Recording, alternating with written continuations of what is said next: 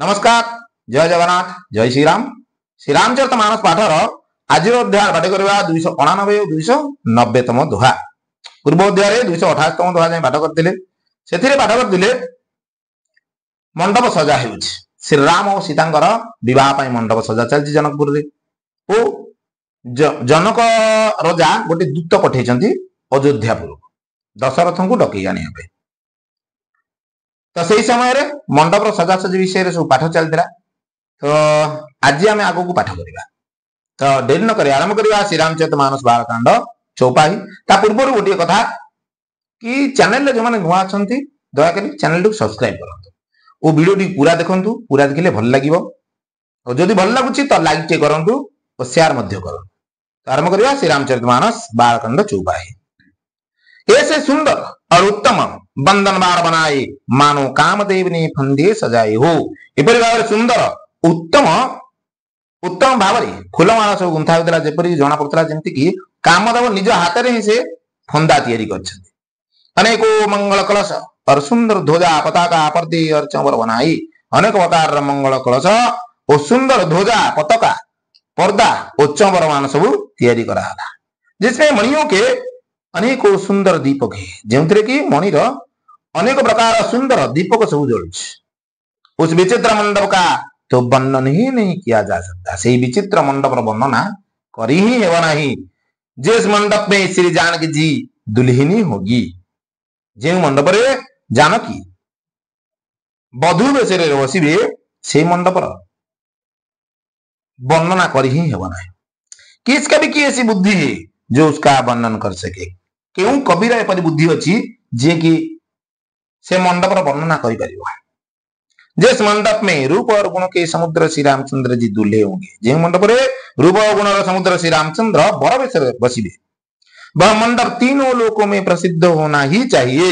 सही मंडप पूरा तीनटा जाक लोक भीतर प्रसिद्ध होबार ही अच्छे। जनक जी के महलों की जैसी शोभा है वैसी शोभा नगर के प्रत्येक घर की दिखाई देती है। जनक महलर साजसजा जपरी भाव पूरा नगरटा जाक जी सब घर था सबू जाक घर को से भाव में सजई। उस समय जिसने तीर हुत को देखा उसे 14 भुवन तुच्छ जान पड़े। से समय रे जे जनकपुर को मिथिला नगर को देखिले सी पूरा 14 जाक भुवन को तुच्छ बोली भाविले। जनकपुर में नीच के घर भी उस समय जो संपदा सुशोभित थी उसे देखकर इंद्र भी मोहित हो जाता था। जनकपुर रे अत्यंत नीच श्रेणी लोक मान घर मध्य जेती सब संपदा सुशोभित भाव सजा होता ताकू देखिकिना इंद्र मध्य लोभित हो जाउतले। ये बसे नगर लक्ष्य करे कपट नारी वर वेश ते ही पूर के शोभा कहता सकुच है सारथ शेष सियावर रामचंद्र की देवी। जिस नगर में साक्षात लक्ष्मी जी कपट से स्त्री का सुंदर वेश बनाकर बसती है जो नगर रे साक्षात लक्ष्मी कपट रे सुंदर गोटे नारी वेश धरकी अछंती उस पुरी की शोभा का वर्णन करने में सरस्वती और शेष भी सकुचाते हैं। से ही नगर शोभार वर्णना करिवारे सरस्वती और शेष देव मध्य संकोच प्रकाश कर। जनक जी के दूत रामचंद्र जी की पवित्र पुरी अयोध्या में पहुंचे। जनक दूत रामचंद्र पवित्र पुरी अयोध्या जाके पहुंचे। बेसुंदर नगर देखकर हर्षित हुए से सुंदर नगर को देखला पर अयोध्या नगर को देखला पर खुशी हो जाती।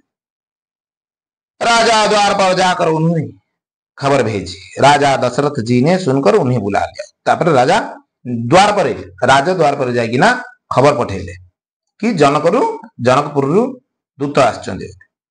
दशरथ राजा जिते कथा सुनले सी डकई पठेले।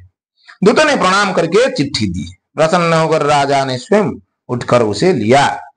दूत माने आसी साइंसे आसिला परे प्रणाम करके चिट्ठी दे जहाँकि जनक राजा जो चिट्ठी पठे वो राजा दशरथ खुशी होकिना निजे उठिकिना से चिट्ठी को हाथ नेले। चिट्ठी बांचते समय उनके नेत्रों में जल अर्थात प्रेम और आनंद के आंसू छा गया। शरीर पुलकित हो गया और छाती भर आया। चिट्ठी पढ़िया समय रे दशरथ राजा आखिर प्रेम और आनंदर अश्रु बही पड़ा। शरीर पुलकित होगला और छाती तंकर गदगद हो जाता है। हृदय में राम और लक्ष्मण है, हाथ में सुंदर चिट्ठी है। हृदय रे तंकर राम लक्ष्मण बसी वो हाथ में सुंदर चिट्ठी टी से धरी। राजा उसे हाथ में लिए ही रह गए। राजा से चिट्ठी को हाथ में धरिकी नहीं रह गए। एक खट्टे मिठे कुछ भी कह न सके। फिर धीरे धरकर उन्होंने पत्रिका पढ़ी। खट्टा मीठा से किसी भी कही पार न था। निज मन को शांत करके से चिट्ठी को आग को पढ़िले। सारी सभा सच्ची बात सुनकर हर्षित हो गई। जी सभा लोक सब थे से सब सत घटना जानिक खुशी प्रकाश कर। भरत जी अपने मित्रों और भाई शत्रुघ्न के साथ जहां खेलते थे वहीं समाचार पाकर वे आ गए। भरत और शत्रुघ्न निज मित्र मान सहित जो भी खेलुले खेलकूद करते से खबर पाइला मात्र ही से सांगे सांगे से फेरी आसिले। बहुत प्रेम से सकुचाते हुए पूछते हैं, पिताजी चिट्ठी कहां से आई? बहुत प्रेम और सहित संकोच प्रकाश करके पचार राजा दशरथ को कि पिताजी अर्थात बापा चिट्ठी क्यों आसी? ये कुशल प्राण प्रिय बंधु दो अह कहूं कोई देश कहूं के देश सुनी सने हसाने बचन बाची बहुरी नरेश सियावर रामचंद्र की जय। 290तम दोहा। हमारे प्राणों से प्यारे दोनों भाई कहिए सकुशल तो है और किस देश में है? भरत पचारते राजा दशरथ को कि मोर से जो दी भाई अच्छा प्राण प्रिय दी भाई से माने भले अच्छा तो वो क्यों देश में अच्छा एक कथा राजा दशरथ को भरत पचार। स्नेह से सने ये वचन सुनकर राजा ने फिर से चिट्ठी पढ़ी। स्नेह बड़ा यही कथा सुनी सारा पर राजा दशरथ आग को चिट्ठी आहरी पाठ कर। चिट्ठी रे कौन लेखा थिला ताहा समस्ते जानछन्ते।